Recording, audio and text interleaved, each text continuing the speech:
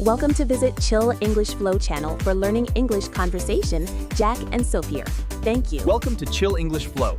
If you want to learn English in a relaxed and natural way, you're in the right place. My goal is to help you improve your English. European leaders discuss Ukraine's security guarantees after Trump talks. European leaders discuss Ukraine security guarantees after Trump talks. Leaders continue flurry of diplomacy amid uncertainty over whether Putin-Zelensky meeting will be agreed. European leaders are holding fresh talks after their White House meeting with Volodymyr Zelensky, amid uncertainty over Vladimir Putin's readiness to meet the Ukrainian president.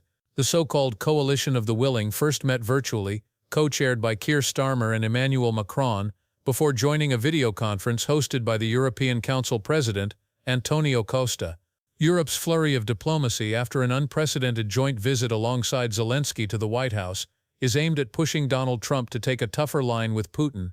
Days after their friendly summit in Alaska, Trump, along with several European leaders in Washington on Monday, said Putin had agreed to face-to-face talks with Zelensky in the coming weeks in an attempt to end the 3.5-year war in Ukraine. Macron on Tuesday proposed Geneva as a venue for the meeting, and a senior U.S. official told Reuters that Hungary was also being considered.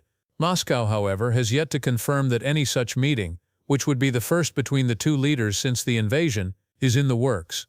Donald Trump hosts Volodymyr Zelensky at the White House. 4 key takeaways from Trump's White House summit on Ukraine. Read more. The Kremlin aide Yuri Ushakov has said only that Putin and Trump discussed the idea of raising the level of representatives in Ukraine talks. In remarks late on Monday, Ushakov did not clarify what that would entail and made no mention of a possible trilateral meeting with Trump and Zelensky. On Tuesday, the Russian Foreign Minister Sergei Lavrov told state TV that any meeting between the Russian and Ukrainian presidents would have to be prepared very thoroughly.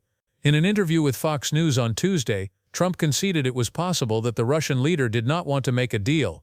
"We're going to find out about President Putin in the next couple of weeks. It's possible that he doesn't want to make a deal," the U.S. president said, adding that Putin faced a rough situation if that were the case. At the heart of Tuesday's talks among European allies was the question of what security guarantees can be offered to Ukraine.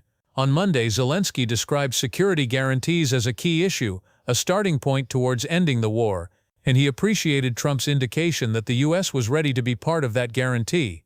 Zelensky said those guarantees would be formalized in some way in the next week or 10 days, which could prove to be a long time when it comes to diplomacy involving Trump's White House. In a social media post late on Monday, Trump said the White House talks included plans for European countries to provide security assurances to Ukraine, with the U.S. acting as coordinator. Britain and several European allies have floated the idea of a reassurance force that could be sent to Ukraine under a future peace deal to deter renewed Russian aggression. Their plans would need firm U.S. backing, and Trump has been resistant to deploying U.S. troops as guarantors of any settlement. In his Fox interview, he said the U.S. was willing to help with air operations. Moscow issued a statement on Monday evening rejecting any prospect of NATO personnel being deployed in Ukraine. "We reaffirm our categorical opposition to any scenarios involving the stationing of a NATO contingent in Ukraine," Russia's foreign ministry said. Other proposals for security guarantees include Western allies offering Ukraine Article 5-style protection, similar to NATO's collective defense pledge that treats an attack on one member as an attack on all.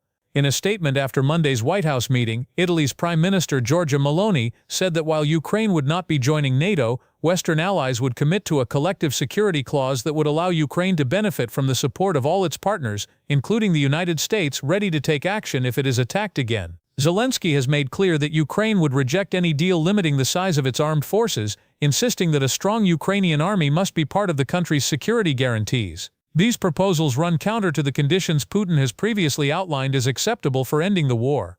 While Western leaders adopted an upbeat, congratulatory tone toward Trump at the White House, the gulf between Russia's demands and Ukraine's willingness to concede remains vast. There remains widespread confusion over what exactly Trump proposed and what, if anything, Putin agreed to during the Alaska summit. Some fear Trump may have overstated the outcome and misjudged Moscow's willingness to compromise. Monday's White House meeting shed little light on Putin's territorial terms. The Russian leader has demanded Ukraine's withdrawal from Donetsk and Luhansk, but Zelensky has set a firm red line against ceding land beyond the present occupation or legitimizing Moscow's control. Some observers say that for all the diplomatic maneuvering, there has been little real movement towards ending the war. Nothing had happened in Anchorage on August 15. Nothing happened yesterday in Washington, D.C. Gérard Araud, the former French ambassador to the U.S., wrote on X, Putin, Zelensky, and the European leaders were all relieved. They had avoided Trump taking unwelcome decisions.